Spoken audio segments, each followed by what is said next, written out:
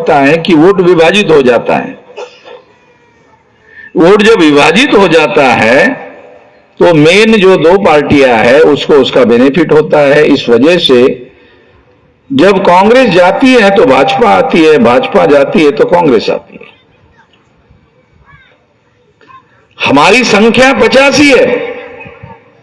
हमारी national level की recognise national level की पार्टी है नहीं, होना चाहिए मगर है नहीं। हम लोग ऐसी पार्टी बनाने में कामयाब नहीं हुए हैं 85% संख्या होने के बावजूद भी। क्यों? हम लोग पिछड़क हुए। या तो हम बीजेपी के पीछे पीछे पीछे पीछे घूमते रहते हैं, और बीजेपी क्या कहती है कि ये एससी एसटी ओबीसी के लोग हिंदू है। आरएसएस बीजेपी के लोग क्या कहते हैं? एससी एसटी ओबीसी के लोग जो है हिंदू है। अगर एससी एसटी ओबीसी के लोग हिंदू है तो उनका ही एक बहुत बड़ा नेता है ब्राह्मणों का, दयानंद सरस्वती। वो कहता है हिंदू तो मुसलमानों की दी भी गाली है। अब ये कोई हमने नहीं कहा, दयानंद सरस्वती ब्राह्मणों के बहुत बड़े नेता है। वो कहते हैं कि हिंदू तो मुसलमानों की दी भी गाली है। जब हिंदू मुसलमानों की दी भी गाली है, इस बात की चर्चा सारे देश भर में हमने करना शुरू कर दिया कि ये तुम्हारे लोग कह रहे हैं, तो तुम हम लोगों को हिंदू कहकर गाली क्यों दे रहे हो? तो जब हमने ऐसी चर्चा शुरू कर दी तो ब्राह्मणों ने अपने को हिंदू कहने के बजाय अभी एक नया नाम लिया है। क्या नाम लाया? सनातन। एक नया ही नाम लाया कि नहीं अभी हिंदू हम नहीं है। आप लोगों को सुनकर हैरानी होगी कि उनको हिंदू नाम बदलने के लिए हमने मजबूर किया कि तुम हिंदू हमको कहकर गाली दे रहे हो। हमारी वजह से उनको सनातन कहना पड़ रहा है। जब ब्राह्मणों ने अपने को सनातन कहना शुरू कर दिया तो हमने ब्राह्मणों को कहा अरे सनातन शब्द भी तुम्हारा नहीं है भाई। ये बुद्ध का जो वचन है, बुद्ध का जो साहित्य है, एस धम्मो सनातनो, ये धर्म सनातन है। ये तो बुद्ध के प्रवचन में सबसे पहले पाली भाषा में सनातन शब्द का उपयोग किया गया है। सनातन शब्द संस्कृत का नहीं है, सनातन शब्द हिंदी का नहीं है, सनातन शब्द बंगाली का नहीं है। सनातन शब्द जो है ये पाली भाषा का है। और सबसे पहले प्रवचन में बुद्ध ने एस धम्मो सनातनो, ये धर्म सनातन है, ये अपने प्रवचन में कहा। ये हिस्टोरिकल डॉक्यूमेंट है। तो हमने ब्राह्मणों को कहा अरे ये भी तुमने बुद्ध से उधार लिया हुआ है, तुम्हारा क्या है? ये भी तुमने ब्राह्मणों से बुद्ध से उधार लिया हुआ है। तो तुम्हारा कुछ भी क्यों नहीं है? क्योंकि तुम यहां के हो ही नहीं हो, तुम यहां के रहने वाले ही नहीं हो, तुम्हारा डीएनए भारतीय नहीं है। हम नहीं कह रहे, विज्ञान के अनुसार यह प्रमाणित हुआ। विज्ञान हमारे घर में पैदा नहीं हुआ, विज्ञान तो विज्ञान है। हम ये नहीं कह रहे कि हम कह रहे, हम नहीं कह रहे। विज्ञान के अनुसार यह प्रमाणित हुआ। विज्ञान ने डीएनए नाम का जो प्रत्येक व्यक्ति के शरीर में होता है, उस डीएनए के आधार पर प्रमाणित किया कि यूरेशिया में रहने वाले जो लोग हैं उनका डीएनए इकट्ठा किया गया। भारत के तमाम जातियों का डीएनए लेकर उसके साथ मिलाया गया, तो ब्राह्मण का डीएनए उनसे मिला। तो यह प्रमाणित हो गया कि ब्राह्मण यूरेशिया से आए हुए लोग हैं। जैसे अंग्रेज इंग्लैंड से आए हुए थे, वैसे ब्राह्मण यूरेशिया से आए हुए हैं। चाहे इंग्लैंड से आए हुए हो, चाहे यूरेशिया से आए हुए हो, ये बात प्रमाणित होती है कि तुम विदेशी हो। और अगर विदेशी हो तो अंग्रेज विदेशियों को भारत पर राज करने का अधिकार नहीं था, तो यूरेशियन ब्राह्मणों को भारत पर राज करने का अधिकार कैसे होगा? नहीं हो सकता। अगर अंग्रेजों को तुम विदेशी हो ये कहकर तुमने भगाया, तो इसी सिद्धांत के अनुसार तुम भी विदेशी हो और तुमको भारत पर राज करने का अधिकार नहीं है। ये अभियान हमने चलाया। जब हमने ये अभियान चलाया तो आरएसएस के लोगों के पास, भाजपा के लोगों के पास कोई जवाब नहीं था। मुश्किल में फंस गए, क्या करें क्या करें क्या करें। फिर उन्होंने इसका हल ढूंढने की कोशिश की, चलो तुम्हारे मूल निवासी के आदमी को हम प्रधानमंत्री बना देते। तो ये जो नरेंद्र मोदी है ये ओबीसी है। तो आरएसएस के लोगों ने एक मूल निवासी आदमी को प्रधानमंत्री भी हमारी वजह से बनाया, मोदी को।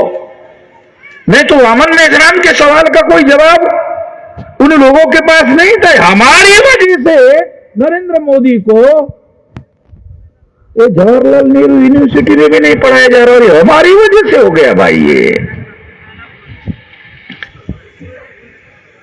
और नरेंद्र मोदी की ओबीसी जाति का है, ओबीसी में तेली जाति का है। तो ब्राह्मणों ने मनुस्मृति में लिखा है कि तेली जाति का मुख अगर सवेरे सवेरे देख लिया तो सारा दिन आपका खराब हो जाता है। ऐसा ब्राह्मणों ने लिखा हुआ है मनुस्मृति में कि अगर तेली जाति का मुख देख लिया तो सारा दिन तुम्हारा खराब हो जाता है। हमारा तो नहीं होता है, ब्राह्मणों का होता है। तो नरेंद्र मोदी का मुख अब डेली ब्राह्मण देख रहा है, जिसका मुख देखने से पूरा दिन खराब हो जाता है, ऐसा मनुस्मृति में लिखा हुआ है। वो लोग नरेंद्र मोदी का डेली चेहरा देख रहे हैं और टीवी पर तो डेली देख रहे हैं। अब उनको पूछा जाना चाहिए कि अब तुम्हारा दिन खराब नहीं हो रहा क्या? साथियों, ये ब्राह्मणों के जितने भी धर्मशास्त्र हैं ब्राह्मणों ने लिखे हैं, और उसमें हम सब लोगों को, एससी एसटी ओबीसी के लोगों के विरोध में सारे कानून हैं।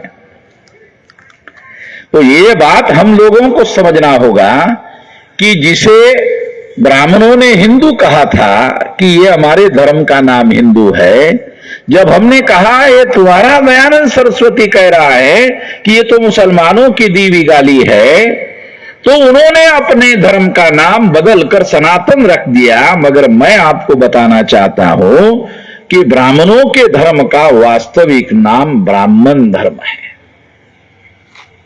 ब्राह्मणों के धर्म का नाम ब्राह्मण धर्म है। ब्राह्मण धर्म क्यों है? जितने भी शास्त्र ब्राह्मणों ने लिखे वो सारे के सारे शास्त्रों में ब्राह्मणों को सर्वोपरि बताया गया है।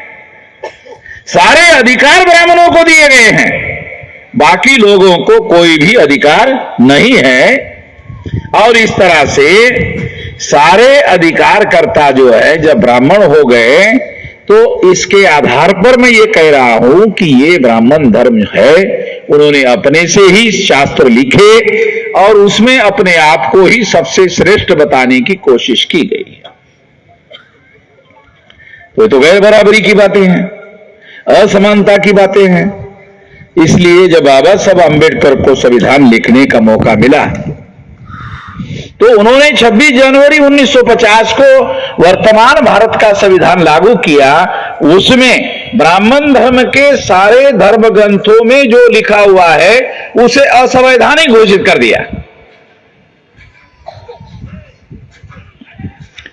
कितने हमारे लोगों को पता है कि भारत के संविधान ने ब्राह्मणों के सारे धर्मशास्त्रों को, जिसमें सारे इंसानों को उन्होंने गैर बराबर कहा, असमान कहा, उसको संविधान विरोधी घोषित कर दिया। और ये जो संविधान विरोधी घोषित कर दिया, इसके आधार पर ब्राह्मणों के धर्मशास्त्र असंवैधानिक है, गैर कानूनी है। क्योंकि वो वर्ण धर्म को मानते हैं। वर्ण धर्म का मतलब है ऊंच नीच को मानते हैं। ब्राह्मण सबसे ऊपर है, क्षत्रिय उसके नीचे हैं, वैश्य उसके नीचे हैं, शूद्र यानी ओबीसी उसके नीचे हैं। ये 4 वर्णों की व्यवस्था है। मगर 6000 जाति की व्यवस्था, इसमें ब्राह्मण की जाति और वर्ण एक ही है। बाकी लोगों को जातियों में विभाजित कर दिया, 6000 जाति के टुकड़ों में बांटा। ब्राह्मणों ने जब अंग्रेजों को भगाया था तब क्या कहते थे? तब वो प्रचार करते थे डिवाइड एंड रूल, यानी बांटो और राज करो, ये अंग्रेजों की पॉलिसी है। मैं इस बात को नहीं मानता। बांटो और राज करो अंग्रेजों की पॉलिसी है, ये ब्राह्मणों की पॉलिसी थी। और ये 2000 साल पहले ब्राह्मणों ने हमारे मूल निवासी समाज के लोगों को 6000 जाति के टुकड़ों में बांटा।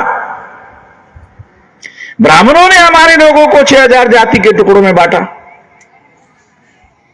ब्राह्मण अंग्रेजों पर आरोप लगाते थे कि अंग्रेजों ने हिंदू मुसलमान 2 टुकड़ों में बांटा। अरे हिंदू मुसलमान तो 2 ही टुकड़े हैं, तुमने 6000 जाति के टुकड़े किया। अगर टुकड़े बांटने के आधार पर शैतान कौन ज्यादा खतरनाक है अगर डिसाइड किए जाए, तो फिर अंग्रेजों ने 2 टुकड़े किए, तुम लोगों ने 6000 जाति के टुकड़े किए, तो तुम सबसे बड़े शैतान साबित होते हो। ब्राह्मण जो है सबसे बड़ा शैतान साबित हो जाता है। ब्राह्मण को लोग पूजनीय मानते हैं और मैं कह रहा हूं कि ब्राह्मण शैतान है, क्योंकि उसने हमारे लोगों को 6000 जाति के टुकड़ों में बांटा। अभी ब्राह्मण जो है राष्ट्रवाद राष्ट्रवाद राष्ट्रवाद राष्ट्रवाद, डेली राष्ट्रवाद की बात करते हैं, मगर जाति तोड़ने की बात कभी नहीं करते।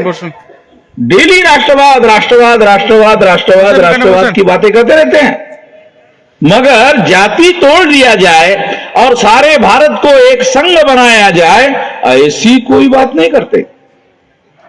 क्यों नहीं करते? क्योंकि उनको अरे जाति टूट गई तो भी ब्राह्मण ये सारे इन लोगों के बराबरी में आ जाएगा। तो वो बराबरी में नहीं आना चाहता है, वो सबके सर पर बैठा रहना चाहता है। सबके सर पर बैठे रहने से उनका वर्चस्व टिका रहता है।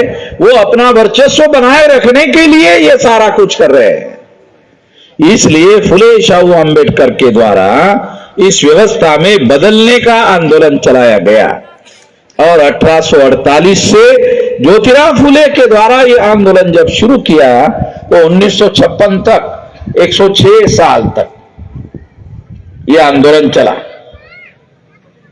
तो इस तरह से लंबा आंदोलन चला और इस आंदोलन की बदौलत वर्तमान संविधान लागू हुआ, अपने आप लागू नहीं हुआ।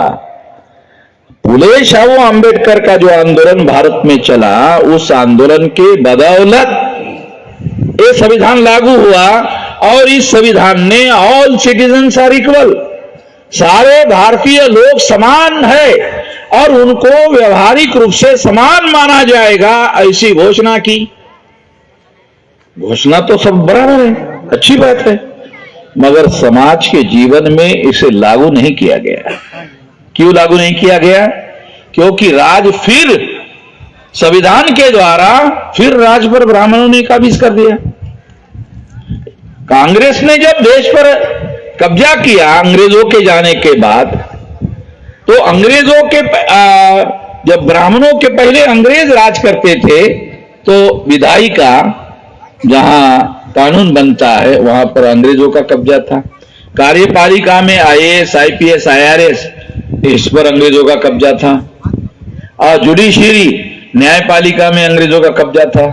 मीडिया, उस पर भी इनडायरेक्ट रूप से अंग्रेजों का ही कब्जा था। तो इस तरह से ये सारा अंग्रेजों का कब्जा था। जब अंग्रेज चले गए तो अंग्रेज जाने के बाद ब्राह्मण आए, तो ब्राह्मणों ने विधायिका यानी संसद पर कब्जा किया। फिर आज के तारीख में आप सुनकर हैरान हो जाओगे, 86% ब्राह्मणों का प्रशासन पर कब्जा है, जिनकी संख्या 3.5% है। आईएएस आईपीएस आईआरएस अधिकारी सारे देश भर में उन्हीं लोगों के, यानी एडमिनिस्ट्रेशन जिसमें डेली हमारे लोगों को डे टू डे काम करना पड़ता है, वो सारा का सारा उनके नियंत्रण में, यानी प्रशासन उनके नियंत्रण में। न्यायपालिका में जब कोई विवाद होता है तो न्याय निर्णय देने का अधिकार भी उन्हीं लोगों के पास है, यानी ब्राह्मण ही न्यायाधीश हो गए। जब ब्राह्मण न्यायाधीश हो जाता है तो संविधान के अनुसार फैसला करने के बजाय वो मनुस्मृति के अनुसार फैसला कर लेता है। और चौथा है मीडिया। इस देश में जो मीडिया है वो ब्राह्मण बनिया मीडिया है, यानी ब्राह्मण पत्रकार है और ये जो बनिया है ये मालिक है। वो जो पेपर निकलते हैं या इलेक्ट्रॉनिक मीडिया है या प्रिंट मीडिया है या ट्रेडिशनल मीडिया है, ट्रेडिशनल मीडिया में कौन चला रहा है? मोरारी बापू, आसाराम बापू, डोंगरे महाराज, ओझा महाराज, पाजा महाराज, राजा महाराज एंड एनीधर महाराज एंड बचा खुचा महाराज, सारा का सारा उनका ही है। अरे सारा ट्रेडिशनल मीडिया भी उनका ही कब्जा है। वोकल मीडिया, अब आप देखो ये जो प्रवचन चलते रहते हैं मौखिक रूप से, ये भी उनका ही कब्जा है। यानी सारा का सारा जो तंत्र इन लोगों ने बनाया आजादी मिलने के बाद, सारा का सारा तंत्र उन्होंने बनाया और फिर देश पर अंग्रेजों की जगह ब्राह्मणों का राज स्थापित कर दिया। संख्या हमारी है और राज उनका है। संख्या के अनुसार हर 21 साल के व्यक्ति को वोट का अधिकार था, अभी 18 साल के व्यक्ति को वोट का अधिकार हो गया। 100 में हर विधानसभा और लोकसभा में हमारे वोट है। मगर हमारे लोगों को कभी कोई उन लोगों का राज आना चाहिए जो मूल रहने वाले बाशिंदे हैं यहाँ के, ऐसी बात न कांग्रेस के द्वारा कभी कही जाती है न बीजेपी के द्वारा कही जाती है, क्योंकि ऐसा कहने से तो उनका सारा का सारा तंबू जो है वो उखड़ जाएगा, उनका तंबू और बंबू सारा का सारा उखड़ जाएगा। इसलिए साथियों, हम लोगों को ये उम्मीद करना गलत होगा कि वो लोग हमारी आजादी का मामला हल करेंगे, क्योंकि वो हम लोगों को आजाद नहीं कर सकते। हम लोगों को वो गुलाम ही बनाए रखना चाहते हैं। गुलाम का मतलब ये नहीं कि आपके पैर में बेड़ियां बांधी जाए। एक पैर में बेड़ियां बांधने की गुलामी होती है, एक दिमाग में बेड़ियां बांधने की गुलामी होती है। पैर की बेड़ियां आंखों से दिखाई देती है, जो दिमाग की बेड़ियां है वो कहीं आंखों से दिखाई नहीं देती। तो दिमागी रूप से उन लोगों ने हम लोगों को जकड़ के रखा हुआ है, और वो कैसे जकड़ के रखा हुआ है वो बातें हम लोगों को जानने और समझने की जरूरत है। और इसलिए वो लोग, जिसे वो लोग हिंदू धर्म कहते हैं, उसका वास्तविक नाम ब्राह्मण धर्म है। अगर हम हिंदू धर्म के नाम पर फॉलो करने का काम करें तो मतलब होगा हम ब्राह्मण धर्म को फॉलो कर रहे हैं। ब्राह्मण धर्म को फॉलो करने का मतलब होता है ब्राह्मणों का वर्चस्व स्वीकार कर लेना। अगर ब्राह्मणों का वर्चस्व आप स्वीकार कर लेते हो तो इस देश का मूल निवासी गुलाम हो जाएगा। इसलिए हम लोगों ने इस देश में मूल निवासियों का आंदोलन शुरू किया है कि हम इस देश के मूल निवासी है। अगर अंग्रेजी विदेश थे तो इस देश के वास्तविक हकदार जो है वो मूल निवासी है। जब गांधी जी ने अंग्रेजों को चले जाओ कहा, अंग्रेजों के विरोध में गांधी जी ने आंदोलन चलाया, चले जाओ, तो गांधी जी ने अंग्रेजों को पूछा, अंग्रेजों ने गांधी जी को पूछा, गांधी जी किसको चले जाओ कह रहे हो? क्या आपको? क्यों? आप विदेशी हो, इसलिए हम आपको कह रहे हैं आप चले जाओ। तो चर्चिल बहुत महापंडित था, उसने कहा गांधी जी आप भी तो विदेशी हो। तो गांधी ने कहा हाँ ठीक है हम भी है, पहले आप चले जाओ फिर तो आपका कब्जा हो जाएगा। नहीं, हम लोग यहां के लोगों को सारा सौंप देंगे। दिया ही नहीं, फिर कब्जा कर लिया। और ये कब्जा करने के लिए उन्होंने हर एडल्ट को वोट का अधिकार दिया। अब काले धन के आधार पर चुनाव होता है देश में। सारा प्रोपोगंडा और प्रचार जो है काले धन के आधार पर। एक एक लोकसभा का चुनाव के लिए कई कई करोड़ रुपया खर्चा किया जाता है, और ये सारा करोड़ रुपया वो लोग खर्चा करते हैं 3.5% के लोग, और उसके आधार पर उनका लोकतंत्र के नाम पर जो उन्होंने मजाक बनाकर रखा है, उन्होंने एक कब्जा किया हुआ है। इसलिए साथियों इसको बदलना होगा। इसको बदलने का तरीका क्या है? इसको बदलने का तरीका है अपना संगठन होना चाहिए। पिछलग्गू बनना, यानी ये ध्यान रखने का कि ब्राह्मणों का कौन सा संगठन है और उसके लिए संकल्प करने का कि उसका हम साथ सहयोग और समर्थन नहीं करेंगे। पहले तो ये आइडेंटिफाई करो ब्राह्मणों का कौन सा संगठन है, और आपने डिसाइड कर लिया ये फला ब्राह्मणों का संगठन है, फिर क्या करो, उसको साथ सहयोग और समर्थन नहीं करने का। अगर आप साथ सहयोग समर्थन करते हो तो इसका मतलब ब्राह्मणों का वर्चस्व साबित हो जाएगा तुम्हारे समर्थन से, और इस तरह से ब्राह्मणों का राज तुम्हारे ऊपर स्थापित रहेगा। इसलिए हम लोगों को अपना संगठन खड़ा करना चाहिए और वो राष्ट्रीय स्तर का करना चाहिए। मैं 19 साल की उम्र से ये काम कर रहा हूं।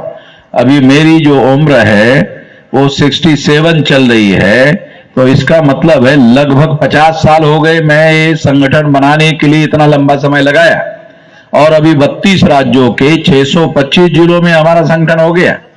अभी हम कुछ दिन के बाद में आप देखेंगे कि 9 अप्रैल को जेल भरो आंदोलन कर रहे सारे देश भर में, और 1 जुलाई को भारत बंद का ऐलान कर रहे। किस लिए? ये जो ईवीएम मशीन है, ये ईवीएम मशीन हमारे वोटों की चोरी करती है, हमारी चोरी करती है।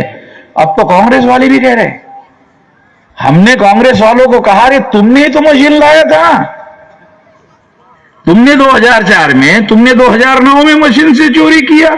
अब बीजेपी वाले देखा देखी, तुम्हारी देखा देखी चोरी कर रहे। पहले तुम लोगों ने हमारे वोटों की चोरी किया, अब तुम्हारे वोटों की चोरी बीजेपी वाले कर रहे।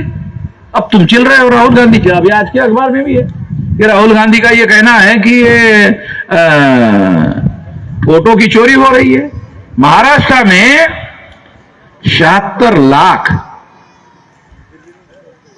76 लाख वोटों का मामला है, और चुनाव आयोग को पूछा गया कि ये 76 लाख वोट कहां से आ गए, तो चुनाव कमिश्नर जो है वो कह रहा है हमें पता नहीं है। अब तेरे को पता नहीं, तू ही तो दुकानदार है, चुनाव कमीशन का दुकानदार तो तू ही है। तेरे पास तेरे दुकान में क्या बेचा जाता है, अगर उसका हिसाब किताब नहीं है तो फिर तू काहे का दुकानदार है? तो इसका मतलब है कि ईवीएम मशीन में घोटाला हो रहा है। अभी महाराष्ट्र में 76 लाख वोटों का घोटाला सामने आया, और ये पूछा जा रहा है चुनाव आयोग को कि ये वोट आए कहां से। ये 76 लाख जो है, 76 लाख वोट आए कहां से? ऐसा पहले का कोई रिकॉर्ड नहीं था कि इतने बड़े पैमाने पर 5 बजे के बाद वोट होते हैं। ये आया कहां से? चुनाव कमिश्नर के पास इसका कोई जवाब नहीं है, और ये इशू आज के तारीख में नेशनल लेवल का इशू हो गया है। इसका मतलब है ये ईवीएम मशीन इन लोगों ने हमारे वोटों की चोरी करने के लिए लाई हुई है। तो इसलिए हमारी मुख्य मांग ये है, यह आंदोलन चलेगा इस काम के लिए कि बैलेट पेपर पर चुनाव कराया जाए। बैलेट से क्या होता है? एविडेंस रहता है। बैलेट जो है ऐसा कागज का बैलेट होता है, और वो इस तरह का एविडेंस, फिजिकल एविडेंस रहता है, आंखों से दिखाई देता है। Electronic voting, EVM, electronic voting machine, जो इलेक्ट्रॉनिक वोट है वो आंखों से दिखाई नहीं देता। पता है आप लोगों को? इलेक्ट्रॉनिक वोट आंखों से दिखाई नहीं देता। आप वोट डालते हो, ये अंगूठा दिखाई देता है, आप लगाते हो, ये भी दिखाई देता है, मगर ईवीएम मशीन में जाने के बाद वो दिखाई नहीं देता। इलेक्ट्रॉनिक वोट जो है वो आंखों से दिखाई नहीं देता। आंखों से दिखाई नहीं देता, अरे दिखाई देता था बैलेट पेपर, उसकी चोरी करते थे। सारे दिखाई नहीं देता, उसकी चोरी तो बड़ा आसान है, बड़ी आसानी से कर सकते हो। इसलिए ये ईवीएम मशीन से वोट हमें बिल्कुल भी मंजूर नहीं है, और इसके लिए 9 अप्रैल को जेल भरो आंदोलन हम लोग चला रहे हैं, और 1 जुलाई को भारत बंद करने का हम लोगों ने ऐलान किया है। तो आप लोगों को मेरी अपील है कि आप अपने इलाके में, बंगाल में, अपने अपने इलाके में बंद करने का प्लान बनाओ। और बंद करने का तरीका क्या है? ज्यादा से ज्यादा संख्या में हमारे एससी एसटी ओबीसी माइनॉरिटी के लोग घर के बाहर निकलो, ज्यादा संख्या में। और जो दुकानदार हैं उनको हाथ जोड़ को विनती करो कि ये ईवीएम के द्वारा वोटों की चोरी हो रही है, आपकी भी चोरी हो रही है, तो ये ईवीएम हटाने के लिए आप एक दिन के लिए अपने दुकान बंद करो। इस तरह से सारे देश भर में हम लोग भारत बंद करने का कार्यक्रम चलाने वाले हैं और इसमें आप सभी लोगों का साथ सहयोग अपेक्षित है। क्योंकि मेरा कल नागपुर में कार्यक्रम है और मेरा डेली कार्यक्रम रहता है, एक जगह मुझे रुकना मुश्किल होता है, हर जगह मेरा कार्यक्रम लगा रहता है। और यहां से मुझे 4 साढ़े 4 घंटे चलने के बाद एयरपोर्ट जाना होगा, फ्लाइट पकड़ना होगा और फिर नागपुर में कार्यक्रम के लिए जाना होगा। इसलिए मैं अपनी बात यहीं पर समाप्त करके आप सभी लोगों को अनुरोध करता हूं, अगर आप लोग अपना कार्यक्रम चलाना चाहते हो तो मधुमिता जो है, कहां गई? मधुमिता की अध्यक्षता में एक कार्यक्रम, अगर आप और कुछ वक्ताओं को बुलवाना चाहते हो तो बुलवा सकते हो, मगर मुझे आप लोग इजाजत दीजिए क्योंकि मुझे अगले कार्यक्रम के लिए आगे जाना होगा। आपने मेरी बात ध्यान से सुनी, इसके लिए आभार, धन्यवाद।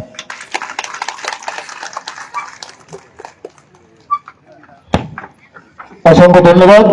हमारे सर 1 मिनट रुकिए, निधि देना है सर, निधि রাজ্য স্তরের কর্মকর্তাদের খুব তাড়াতাড়ি মঞ্চে আসার জন্য অনুরোধ করছি। বিজয়দা আর যারা সাড়ে হাতে রাষ্ট্রীয় জন আন্দোলন নির্মাণ নীতি তুলে দেবেন অনুরোধ করছি তাড়াতাড়ি মঞ্চে চলে আসুন।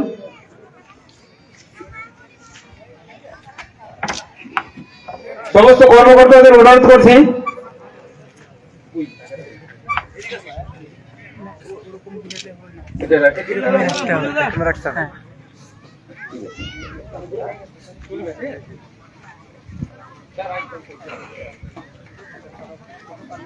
শুক্লা রবিদাস রাজ্য সভাপতি ভারত মুক্তি মোর্চা মহিলা সংঘের, আপনাকে অনুরোধ করছি মঞ্চে আসার জন্য। বামসাহেবের পক্ষ থেকে 15,000 টাকা রাষ্ট্রীয় জন আন্দোলন নির্মাণ নীতি ফান্ডে তুলে দেওয়া হচ্ছে। চেক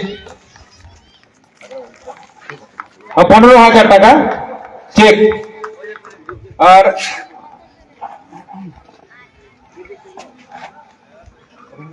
শুক্লা রবিদাস ভারত মুক্তি মোর্চা মহিলা সংঘের পক্ষ থেকে 1500 টাকা ক্যাশ চার হাতে নিধি তুলে দিচ্ছেন। ম্যাডামকে অনুরোধ করছি মঞ্চে আসার জন্য। 3,600 টাকা বাঁকুড়া ডিস্ট্রিক্ট থেকে অয়ন মাঝি, বাঁকুড়া ডিস্ট্রিক্ট।